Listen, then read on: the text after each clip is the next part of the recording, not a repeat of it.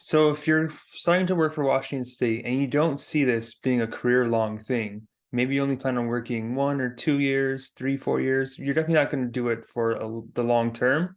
Which pension plan should you be choosing? So this video, I'm going to give you the pros and cons of Plan 2 and Plan 3 for people that only are going to have a couple of years, so you can get a better idea of which plan is going to work best for you. Now, if we're only going to work a handful of years, we just have to get out of the way that we're not going to be vested in our pension plan. So with PERS 2, you're vested after 5 years of service. In Plan 3, you need 10 years of service. So if we're only going to work 1 or 2 years, vesting is not a thing. And vesting just means you're entitled to a future pension or guaranteed income stream from the state. So that's just kind of out the window. If you decide to go with Plan 2, you are going to be contributing a set rate into that plan while you're working. And once you leave, you have the option to cash out your pension. And when you cash out your pension, you get all the money you put into the system, plus any interest that they paid you on that money. And it can be rolled over to any other pre-tax account. There's no tax penalties to do that. Now, the one thing with Plan 2, when we cash out the pension, take contributions out, we forfeit all those service credit years. So it goes back to zero. So if sometimes something changed and you came back to Washington State, you'd be starting from square one. Now, if you look at Plan 3 here, Plan 3 is a two-part system. There's the pension side, which is fully funded from the state, and then you have your contributions that go into a defined contribution account. It works much like a 401k or any other investment account.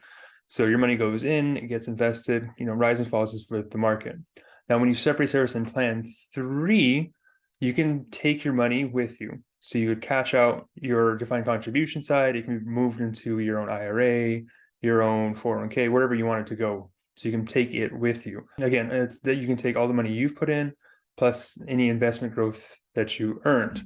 Now, the key difference here on Plan 3, when you cash it out, you don't forfeit the pension side. Because you need to put money into the system, your side was separate. You're only touching one side of Plan 3, the other side is intact.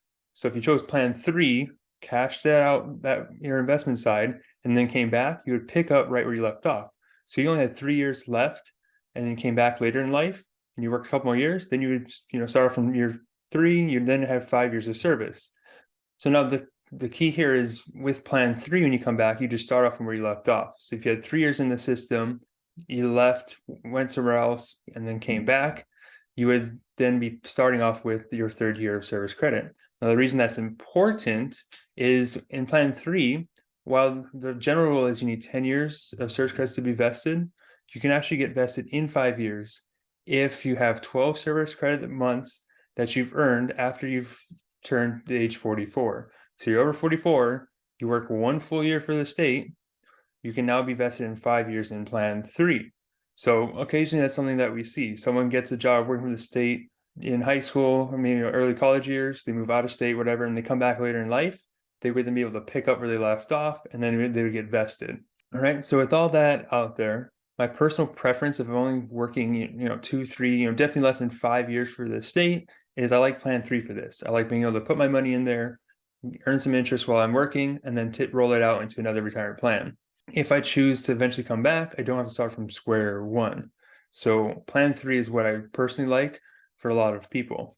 Now with Plan 2, it could work out if you know you're coming back later. So let's say you have a temporary gig, 1, 2 years, and then you have to leave for a family emergency or something like that. And then you're like, no, I'm definitely going to come back, when this, life event passes away, or when my family gets out of the military, something like that. You're coming back in the future, then Plan 2 might not be a bad option, so long as you don't cash out the service credit. So if you choose to go to Plan 2, you put 2 years in the system, and then let's say you move out of state for 20, 30 years, as long as you don't cash it out, those credits are still intact. You could come back and pick up from year 2 again. So Plan 3, I feel, is going to work better for most people, unless you're 100% coming back to work again, because Plan 2 pays twice the pension of Plan 3. It's going to give you a higher guaranteed income benefit. Any questions on this topic, feel free to drop them in the comments below. I'll see you guys all next week. Remember that your future depends on what you do today.